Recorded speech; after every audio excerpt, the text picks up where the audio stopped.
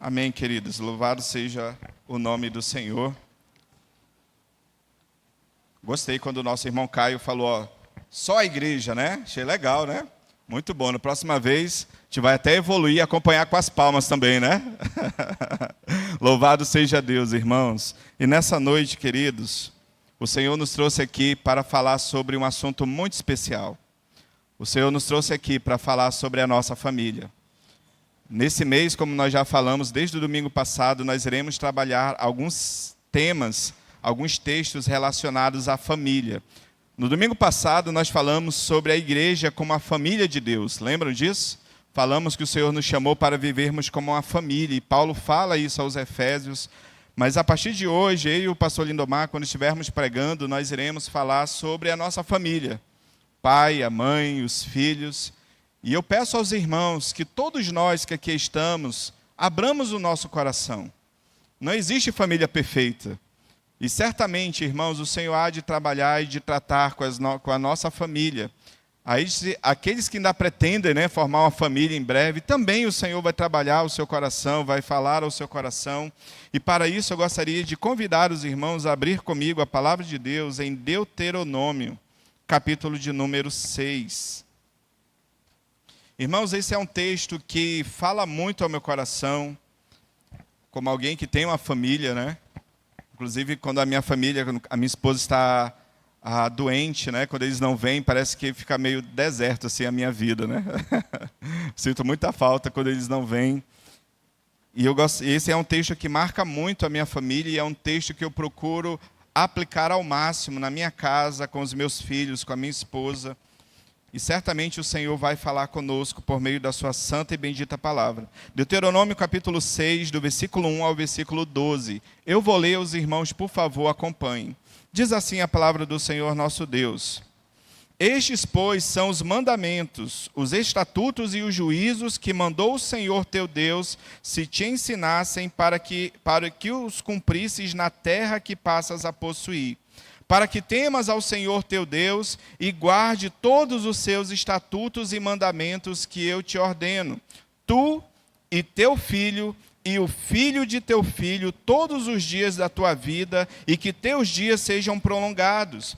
Ouve, pois, ó Israel, e atenta em os cumprires, para que bem te suceda e muito te multipliques na terra que mana leite e mel, como te disse o Senhor, Deus de teus pais.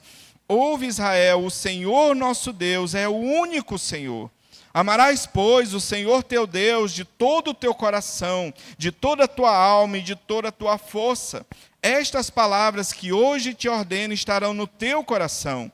Tu as inculcarás a teus filhos, e delas falarás assentado em tua casa, e andando pelo caminho, e ao deitar-te e ao levantar-te. Também as atarás como um sinal na tua mão, e te serão por frontal entre os olhos, e as escreverás nos umbrais de tua casa e nas tuas portas. Havendo-te, pois, o Senhor teu Deus introduzido na terra, que sob juramento prometeu a teus pais, Abraão, Isaque e Jacó, te daria grandes e boas cidades que tu não edificaste, e casas cheias de tudo que é bom, casas que não encheste, e poços abertos que não abriste, vinhas e olivais que não plantaste, e quando comeres e te fartares, guarda-te para que não esqueças o Senhor, que te tirou da terra do Egito, da casa da servidão.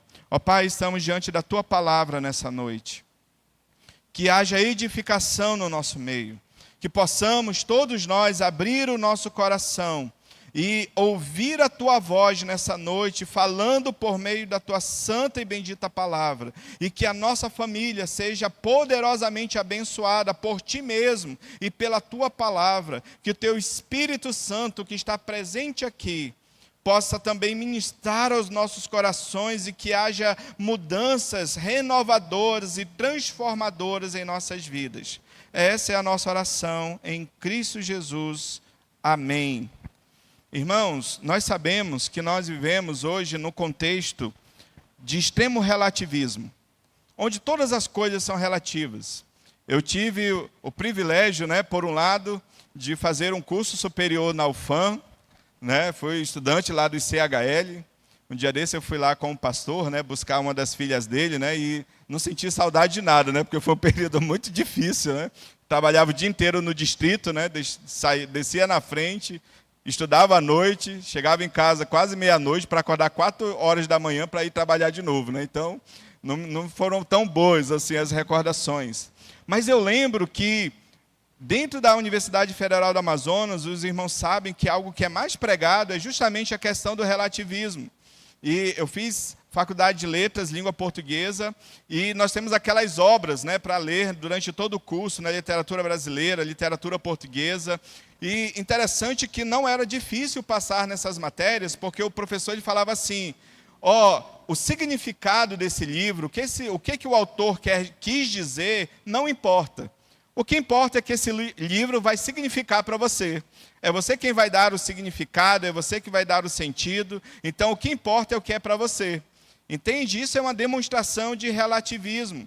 E isso invadiu a nossa sociedade, onde não há absolutos reais, verdadeiros para trilharmos. Isso invadiu também o contexto da família, onde cada membro da família pode ser o que bem entender, onde os papéis do marido e da esposa e dos filhos, eles não são mais tão relevantes, são cada membro da família quem vai escolher qual o seu papel dentro da família, até um movimento aí querendo tirar o gênero da identidade, né, do RG, porque é a criança, quando ela crescer, que vai decidir a qual gênero ela pertence.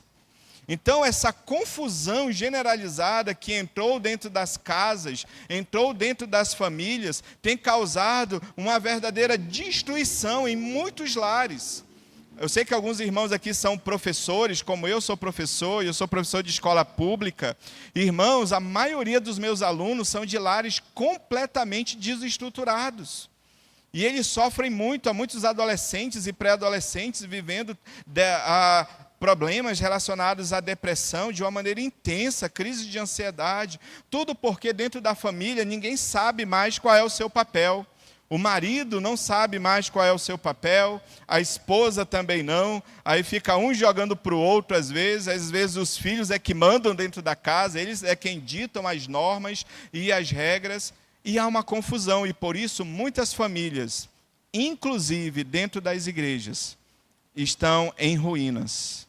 Muitas famílias quebradas, muitos lares completamente desestruturados, homens de Deus, mulheres de Deus, filhos que são herança do Senhor, mas que têm tido dificuldade de viver em família. E por que tem dificuldade de viver em família? Porque dá trabalho mesmo. Por causa do pecado que entrou no mundo, então nós somos uma família formada por pessoas extremamente pecadoras e imperfeitas. Mas aquele que instituiu a família nos ensina na sua palavra como viver para a glória do seu nome. Era isso que o Senhor estava ensinando ao povo de Israel. Quando nós olhamos para o contexto aqui de Deuteronômio, nós vemos que dentro do contexto, Moisés estava já no final da sua vida, ele chega então ali diante do povo, e o povo está diante da terra prometida.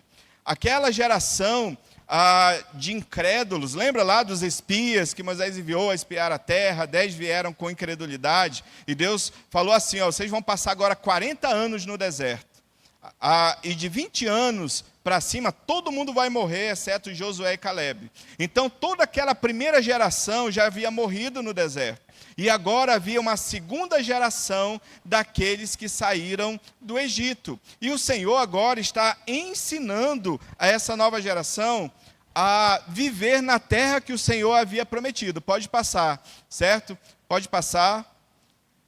Então Deus está ensinando o povo que vai entrar na terra que o Senhor havia prometido a Abraão. O Senhor confirmou essa promessa a Moisés, e agora Deus vai conceder a terra prometida. O Senhor que cumpre as suas promessas, o Senhor diz, olha, eu vou dar uma terra para vocês, uma terra que mana leite e mel. E agora chegou a hora do povo conquistar a terra. Só que o povo, irmãos, ele não podia viver de qualquer forma. Ele precisava viver para a glória de Deus. Porque Deus foi aquele que instituiu a família. Então Deus chega com as famílias de Israel, Moisés reúne o povo e começa a falar como que aquela família vai viver para a glória do Senhor na nova terra. E é claro que essa figura aponta para a nossa vida também, porque em Apocalipse fala sobre a nova Jerusalém, fala sobre o novo céu e a nova terra, e nós estamos caminhando para lá. Eu estou, você está? Estamos caminhando para o novo céu e para a nova terra, mas até chegarmos lá, o Senhor quer que a nossa família, irmãos, viva para a glória do seu nome. O Senhor está ensinando essas famílias a como ter uma vida abençoada. Por isso que nós escolhemos esse tema, né, da pregação, Minha Família Vivendo para a Glória de Deus. Minha família vivendo para a glória de Deus. Mas eu preciso mexer mais um pouquinho com você nessa noite. E eu tenho que te fazer uma pergunta para que você abra o seu coração nessa noite. Como está a sua família? Como está a sua casa? Como está o seu casamento? Como que está o seu relacionamento com os seus filhos? Não quero que você levante e fale, pastor, está destruído. Não. Como que está o seu lar? Se você pudesse pensar nisso, como que está a sua casa? Nós iremos, irmãos, nessa noite, tirar alguns ensinamentos desse texto, bem simples, ensinamentos extremamente simples, mas que farão toda a diferença para que a nossa casa, para que a nossa família viva para a glória de Deus. Então, abra o seu coração para a palavra de Deus nessa noite. Se você quer ter uma família feliz, abençoada, que vive para a glória de Deus. O primeiro ponto, irmãos, e se você não absorver o primeiro ponto, o resto da pregação não adianta eu falar aqui, porque ele é o mais importante. Então, em primeiro lugar, para ter uma família que vive para a glória de Deus, em primeiro lugar, irmãos, nós precisamos ter Deus no centro da nossa família. No centro da nossa vida. Se você observar, já no versículo 2, ele vai dizer que Deus vai dizer que ensinou os seus mandamentos. Aí no versículo 2 ele vai dizer, para que temas ao Senhor teu Deus e guarde todos os seus estatutos e mandamentos que eu te ordeno. Então a primeira coisa, irmãos, que nós precisamos ter na nossa casa, para que o Senhor esteja no centro, é que nós precisamos temer ao Senhor. E você sabe o que significa temer ao Senhor. Não é ter medo de Deus. Não é caminhar, né, meio que receoso de fazer alguma coisa e ser alvo da ira de Deus. Não tem nada a ver com isso. Temer ao Senhor significa reverenciá-lo. Temer ao Senhor significa admirá-lo por quem Ele é. Temer ao Senhor significa adorá-lo, ter uma vida de intimidade com Ele. Então, irmãos, ter Deus no centro significa que, antes de ser um bom marido, uma boa esposa, um bom filho, ou um bom neto, ou bisneto, ou tataraneto, antes de ser qualquer coisa na família, eu preciso ser um adorador. A primeira coisa, irmãos, e isso é o centro de tudo. Deus precisa estar no centro, e a pergunta é, como está a nossa vida de adoração? Porque o nosso relacionamento com Deus vai determinar o nosso relacionamento dentro da nossa casa, com o nosso cônjuge, com os nossos filhos. Quando você, irmãos, está cheio do Espírito Santo de Deus, você é alguém diferente na sua casa. Você abençoa o seu cônjuge, você abençoa os seus filhos, ainda que não seja algo perfeito por conta do pecado, mas nós conseguimos sim edificar a nossa casa. Como está a nossa vida de adoração? Porque ele vai continuar dizendo, ouve Israel, o Senhor nosso Deus é o único Senhor. Nós já estudamos aqui sobre os ídolos do coração na escola dominical, não estudamos? Irmãos, Deus precisa ser o único a ser adorado na nossa casa. Ouçam, Moisés está dizendo, o nosso Deus, Ele é o único Senhor. Não há lugar para outros ídolos dentro da nossa casa. Como assim, pastor? Mas na minha casa não tem nenhum altar, não tem imagens. Mas será que de repente o dinheiro não se tornou um ídolo na sua casa? Será que a busca exagerada por bens materiais, pelo status na sociedade? Às vezes, irmãos, nós buscamos tudo nessa vida e não buscamos adorar a Deus na nossa casa. Nem sempre Deus é o centro da nossa vida, nem sempre Deus é o centro daquilo que nós fazemos. Nós falamos muito, nós presbiterianos, e precisamos falar porque é verdade, que a Bíblia é a nossa única regra de fé e de prática. E se isso é verdade, então significa, irmãos, que eu preciso ser um adorador do Senhor, que eu preciso ter o Senhor como um único Deus na minha vida. E ele continua dizendo assim, amarás, pois, o Senhor teu Deus de todo o teu coração, de toda a tua alma e de toda a tua força. Ou seja, amar a Deus com tudo que temos e com tudo que somos. Deus precisa ser, irmãos, o que nós temos de mais importante e valioso na nossa vida. Muitas das vezes o nosso lar entra em dificuldade porque está faltando vida com Deus, porque está faltando adoração. Porque onde há um crente cheio do Espírito Santo de Deus, dentro dessa casa vai haver amor, vai haver perdão, vai haver reconciliação. Você vai resolver as coisas. Você vai entender que é um ajudando o outro, que você precisa entender o outro nessa caminhada chamada vida. Mas nós sabemos, irmãos, que amar é muito mais que um sentimento. Amar são atitudes. E o amor que nós demonstramos para o nosso Deus, se ele for um amor só da boca para fora, se for só um sentimento, eu te amo, Deus, eu te amo, Senhor, e se isso ficar apenas na esfera do sentimento e das palavras, ou seja, você não vai estar amando o Senhor de todo o teu coração, de toda a tua alma e de toda a tua força.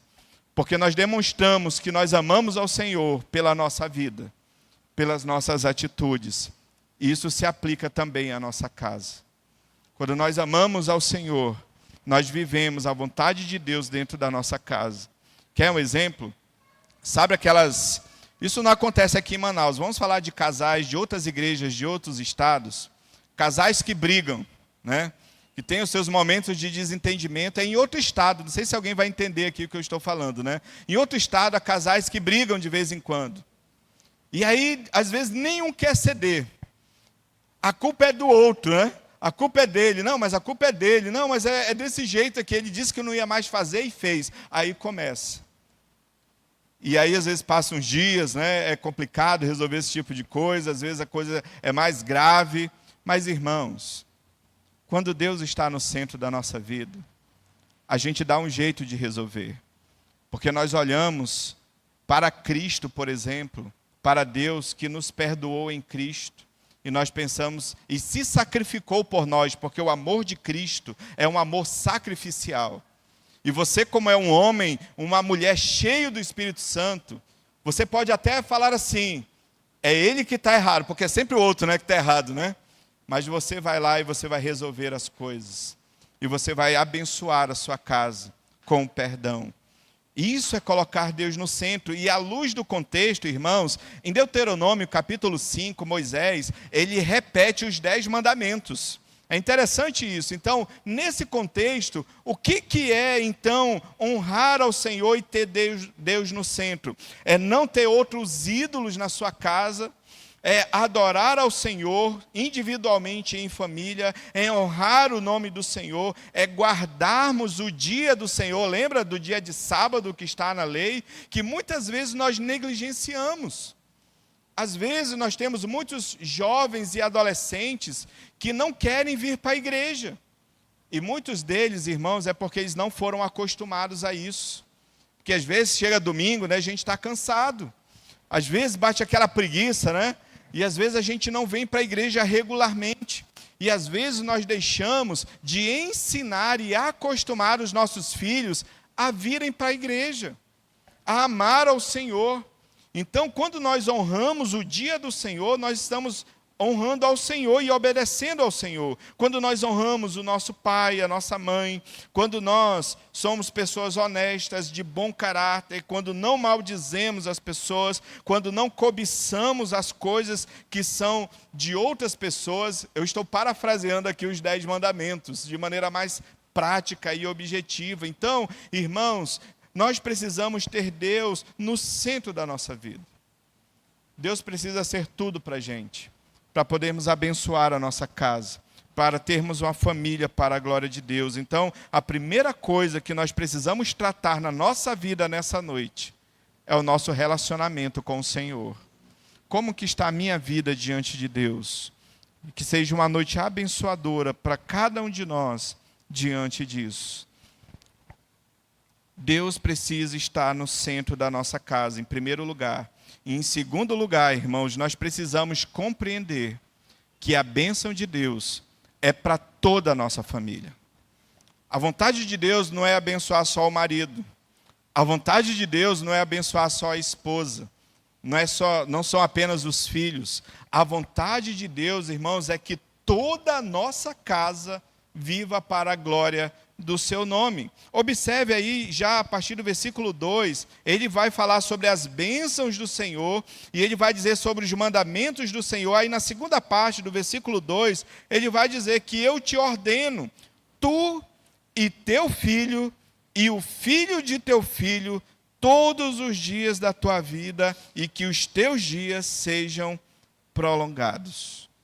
Para Deus, irmãos, cada membro da nossa família é importante. Cada membro é importante. Por isso, dentro da nossa casa, nós precisamos nos preocupar uns com os outros. Nós precisamos orar uns pelos outros. Nós precisamos ensinar os nossos filhos também a edificar a nossa casa, a viver para a glória de Deus. Filho, você já orou hoje? Filho, você já leu a sua Bíblia hoje? Aí tem algo muito antigo, eu não sei se você já ouviu essa expressão algum dia na sua vida, chamada culto doméstico. Já ouviu falar? É porque é algo que ficou no passado da igreja, parece, né? Poucas famílias praticam o culto doméstico. E não se apercebe o quanto é importante com que a família se reúna em torno da palavra de Deus para orar junto, para ser edificados juntos na palavra de Deus, para estarem sempre com esse espírito de adoração, porque todo membro da família é importante. Então, você que é marido, primeiramente é a sua vida, né? Como que está a minha vida diante do Senhor? Pastor, está toda quebrada, então conserte hoje. Porque vai chegar um dia que a sua esposa vai precisar que o marido dela esteja edificando a casa também. No dia que ela não estiver bem, então o marido vai cuidar dela e vice-versa. Quando o maridão estiver meio desanimado, meio cabisbaixo, que não é muito difícil para a gente, né? Mas quando a gente estiver meio capenga, então a esposa vai abençoar a sua casa, porque a mulher sábia, ela edifica a sua casa. E nós precisamos ensinar as crianças também a isso. Uma coisa que eu acho fantástico nas nossas férias é quando os meninos falam assim: papai, a gente não vai para a igreja hoje não, já é domingo. Sabe, isso é fantástico, porque eles sentem falta da igreja. Eles querem vir para a igreja, querem ver os amigos, querem ir para as salinhas. Irmãos, dentro da nossa casa, a vontade de Deus para a nossa casa é que todos os membros cresçam na graça e no conhecimento dEle. Se você percebeu o Salmo 128 que nós lemos, bem-aventurado aquele que teme ao Senhor e anda nos seus caminhos, ele vai dizer que quando nós tememos a Deus, quando nós honramos a Deus, diz que toda a nossa casa é abençoada. O Senhor supre a casa por meio daquele que é, geralmente o marido, é o provedor da casa. E Deus dá o emprego, Deus abençoa. A esposa no interior da sua casa é abençoada. Os seus filhos são como rebentos da oliveira, né? Oliveira, né? O produto extremamente caro, né? Do azeite, estarão ao redor da nossa mesa, no sentido de que quando a nossa casa adora ao Senhor, quando a nossa casa serve ao Senhor, o marido é abençoado, a esposa é abençoada, os filhos são abençoados e os netos são abençoados, porque no final do Salmo 128 ele diz: vejas os filhos de teus filhos. Então, irmãos, nós precisamos, dentro da nossa casa, edificar uns aos outros. E se você percebe que alguém está fraco na fé, que está tendo dificuldade, anime, mais do que critique. Às vezes, pode acontecer do nosso cônjuge não estar muito bem, isso acontece com todos nós. Passamos períodos difíceis na nossa vida, na nossa caminhada cristã, e para fortalecermos a nossa casa, precisamos cuidar da vida espiritual uns dos outros. E aqui, irmãos, eu preciso colocar um ponto aqui muito importante para os maridos, para os líderes, os pais de família, porque a responsabilidade maior de edificar a casa é do marido, porque ele foi escolhido por Deus para ser o pastor da sua casa. Mas às vezes, eu tenho que dizer isso, às vezes nós vemos o marido se matando de trabalhar, e precisa trabalhar mesmo para sustentar a casa, ele é o provedor da sua casa. Mas às vezes, irmãos, ele trabalha, e ele só trabalha. E ele não ora com a sua esposa, ele não ora com seus filhos, ele não faz o culto doméstico, e ele fala assim para sua esposa: a responsabilidade é sua, porque eu trabalho. Irmãos, isso é pecado diante de Deus, porque Deus nos colocou para sermos os pastores dentro da nossa casa, para cuidarmos da nossa esposa, para cuidarmos dos nossos filhos. A nossa esposa, ela é a nossa auxiliadora, mas a responsabilidade é nossa. E eu sei que é tentador nós trabalharmos tanto, a gente passa o dia inteiro, às vezes a gente já chega cansado em casa. Ainda assim, nunca deixe de orar com a sua família, nunca deixe de ler a palavra com a sua família, nunca deixe de vir à igreja com a sua família, mesmo que você esteja cansado. Venha, traga, lute pela vida espiritual da sua família. De nada adianta você ganhar o mundo inteiro e perder a sua família. E quebrar com a sua casa, quebrar com a sua família. É melhor você ficar sem emprego e abençoar a sua casa e ter a sua família vivendo para a glória de Deus, do que você ganhar muito dinheiro e ser um fracassado dentro da sua casa. E ter a sua família toda ruída e destroçada dentro da sua casa. Irmãos, isso é muito sério diante de Deus. Mas não tem como falar mais ameno, não tem como usar mais eufemismos, porque isso é urgente, irmãos. São muitas famílias fora da igreja, mas dentro da igreja, que precisam entender que eles foram chamados para que cada membro da sua casa viva para a glória de Deus, porque a bênção de Deus é para todos. Os membros da nossa família, ele diz, e que os teus dias sejam prolongados. Outra bênção, para que bem te suceda e muito te multipliques. Então Deus está falando, você quer viver bem nessa terra que está na sua frente? Você quer ser abençoado? Você quer ser fruto do meu cuidar todo dia? Então viva para a glória do meu nome. Edifique a sua casa, abençoe os seus filhos, para que eles vivam para a glória de Deus. Amém, queridos? Em terceiro lugar, minha família vivendo para a glória de Deus. Esse daqui também é muito importante. Nós precisamos, irmãos, investir nas próximas gerações. Muitas crianças no meio da igreja estão se perdendo. Estão crescendo longe do Senhor, sem vida espiritual. Olha o que o texto diz a partir do versículo 6. Estas palavras que hoje te ordeno estarão no teu coração. Tu as inculcarás a teus filhos, e delas falarás assentado em tua casa, e andando pelo caminho, e ao deitar-te e ao levantar-te. Percebe? Não adianta só nós termos essa palavra para nós, nós precisamos investir na próxima geração.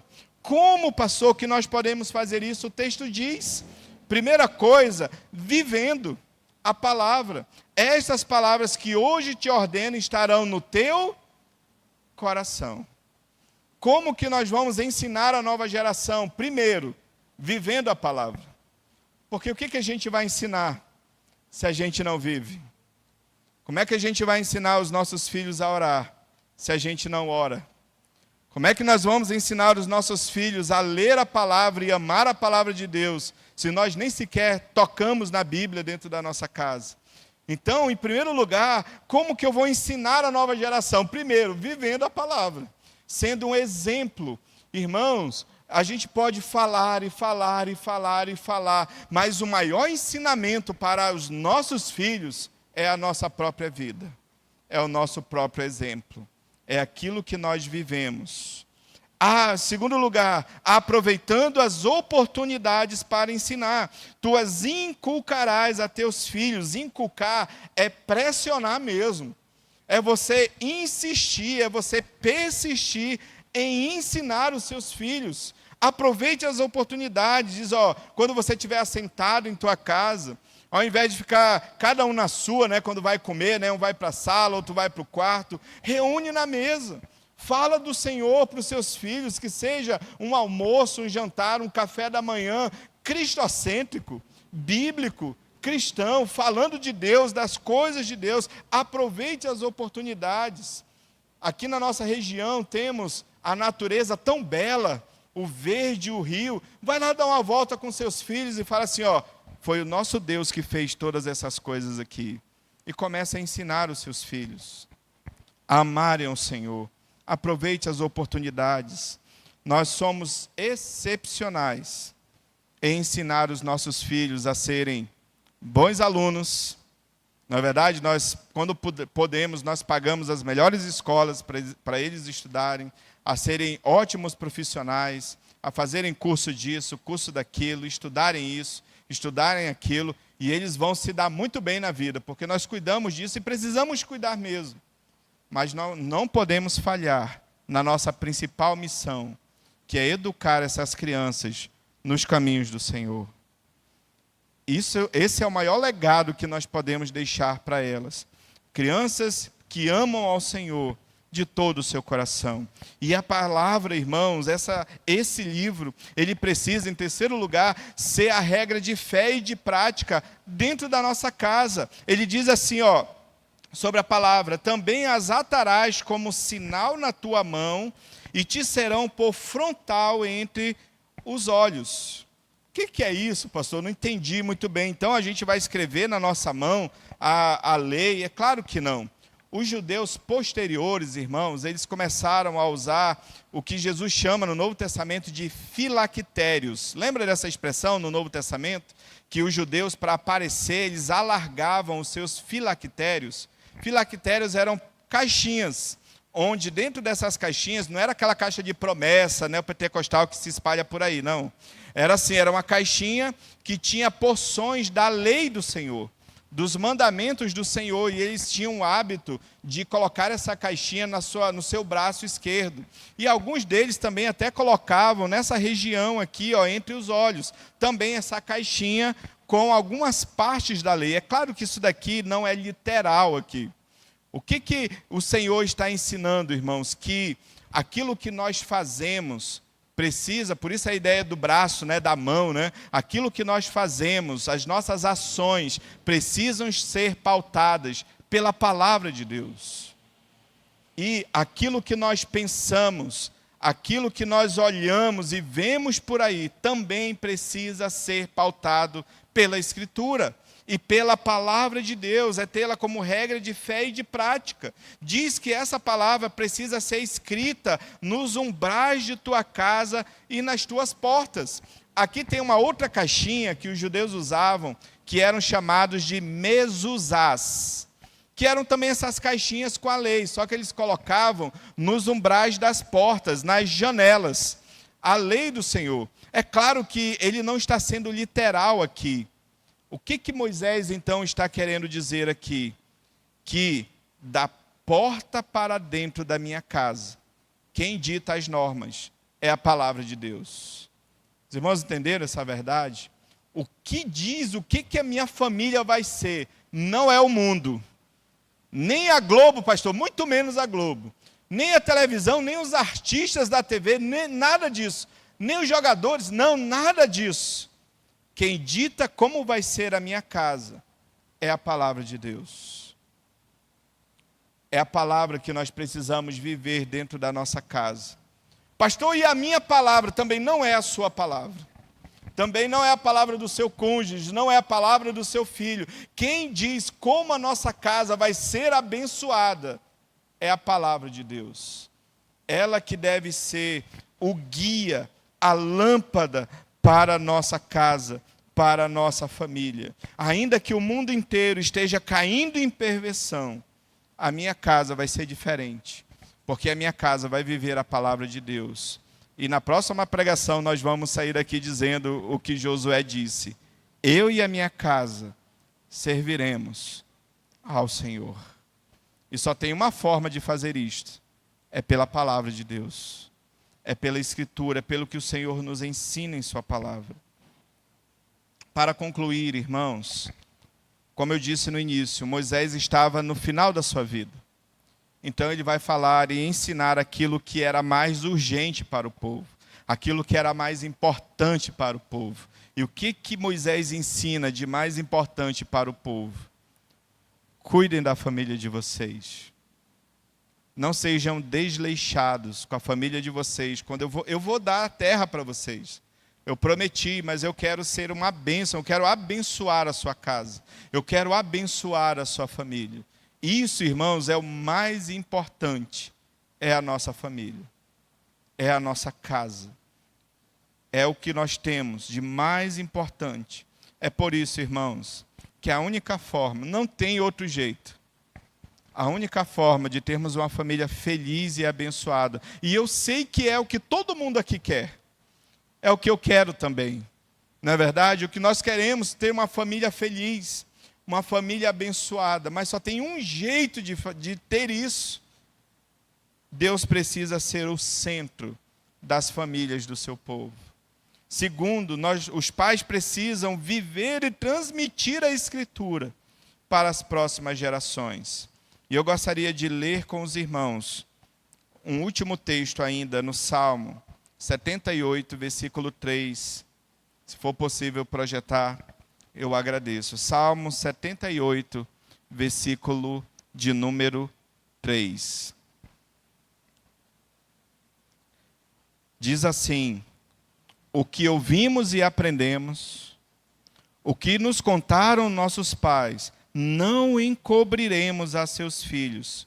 Contaremos à vindoura geração os louvores do Senhor e o seu poder e as maravilhas que fez. E assim, irmãos, é assim que as nossas famílias podem viver para a glória de Deus. E eu termino contando uma pequena história que eu vi há algum tempo atrás,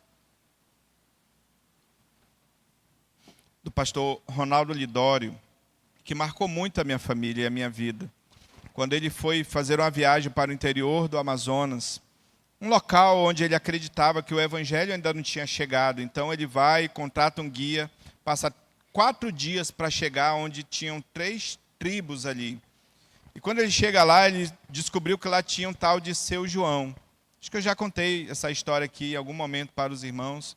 O Seu João era o missionário que estava lá. Ele chegou até a casa do Seu João, um homem extremamente simples, humilde, que vivia num flutuante.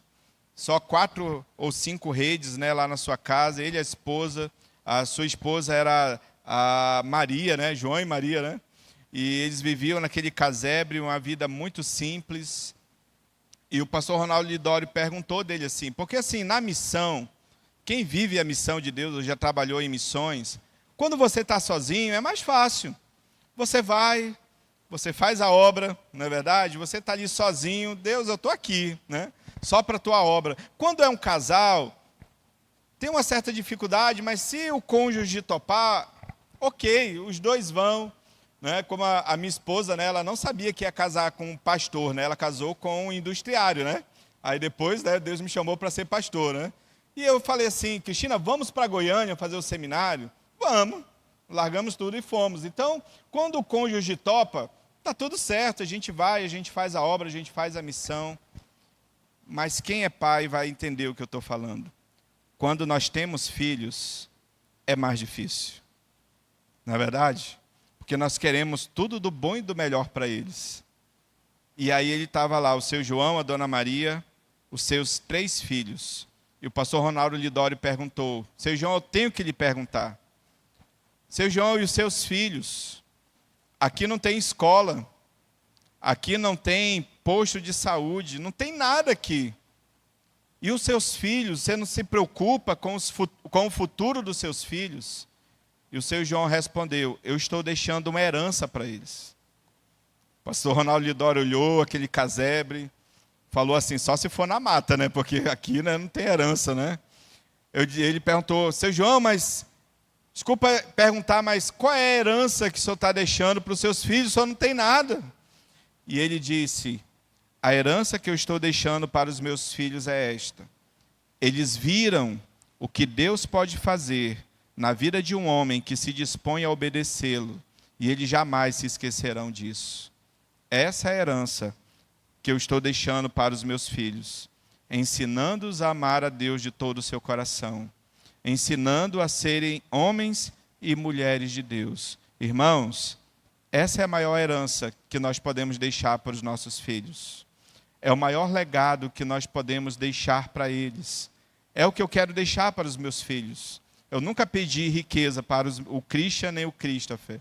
Nunca pedi riqueza. Mas eu sempre peço a Deus que te sirvam e eu terei cumprido a minha missão. Que sejam 2 homens do Senhor e eu terei cumprido a minha missão. E aí eu volto à primeira pergunta para a gente orar. Como que está a sua casa? Como que está a sua família? Irmãos, o Deus que restaura está aqui nessa noite. Como está o seu casamento? Como que está o seu relacionamento com os seus filhos? Como que está a sua casa? Eu sei que às vezes nós passamos por momentos terríveis. Às vezes chegam, né, algumas bodas, né, que são complicadas mesmo. Mas, irmãos, a vontade de Deus é que a nossa família não seja destruída. Deus é poderoso, irmãos, para restaurar a sua família. Deus é poderoso para restaurar o seu casamento. Deus é poderoso para trabalhar na vida dos seus filhos. E nós precisamos clamar de todo o nosso coração ao Senhor. E Ele poderá fazê-lo.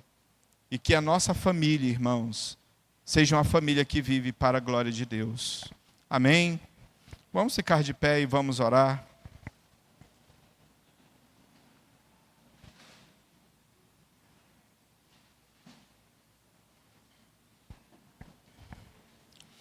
Eu gostaria que você pensasse na sua casa, pensasse na sua família nessa noite.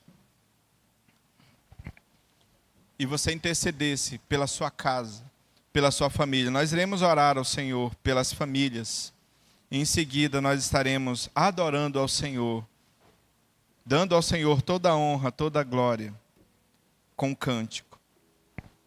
Senhor Deus, nós te louvamos e te adoramos nessa noite. Porque a tua palavra, Senhor, ela vem de encontro a todos nós que aqui estamos. Às vezes, na nossa família, nós passamos por lutas, Senhor. Problemas de desentendimento entre os cônjuges. Problemas na criação dos nossos filhos. Às vezes, filhos que não querem saber mais do Senhor. Às vezes, Senhor, problemas conjugais, Senhor, que parecem ser irremediáveis, Senhor. Que parece que a família não tem mais jeito, que o casamento acabou, que a família terminou. Mas nós cremos no Senhor. Nós cremos no nosso Deus, no nosso Salvador. E entendemos, Senhor, à luz da tua palavra, e confiamos em ti, que o Senhor é poderoso, inclusive, para fazer um milagre na nossa casa.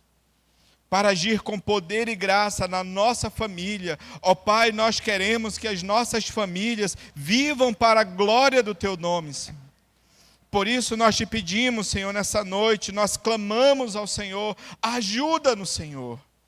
Ajuda-nos, Senhor, com as nossas lutas, com as nossas frustrações, com as nossas desilusões, Senhor, com os nossos pecados que às vezes, Senhor, são destrutíveis dentro da nossa casa, ó Pai. Tem misericórdia de nós. Restaura, Senhor, aquelas famílias que estão em ruínas, ó Deus. O Senhor é poderoso, Senhor, para fazê-lo, ó Pai. Aquelas famílias que têm tido dificuldade de criar os seus filhos, dá graça, sabedoria, Senhor, intrepidez, Senhor, perseverança. Nós precisamos do Senhor. Nós precisamos de Ti, Senhor. Precisamos que o Senhor seja o centro da nossa casa, seja o centro da nossa família. Senhor, perdoa-nos, Senhor, porque muitas das vezes nós permitimos que a nossa carnalidade tenha a última palavra dentro da nossa casa, dentro da nossa família. Nem sempre as nossas palavras dentro da nossa casa transmitem graça aos membros da nossa casa, Senhor. Nem sempre somos pessoas amorosas, abençoadoras, graciosas dentro do nosso lar. Mas que nessa noite a nossa vida seja quebrantada. Nós cantamos, Senhor, a começar em mim. Quebra, Senhor, corações.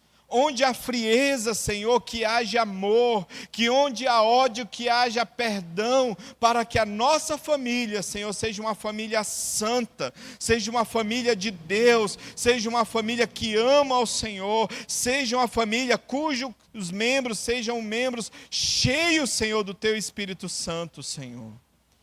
Ó Senhor, abençoa cada família aqui representada, ó Deus.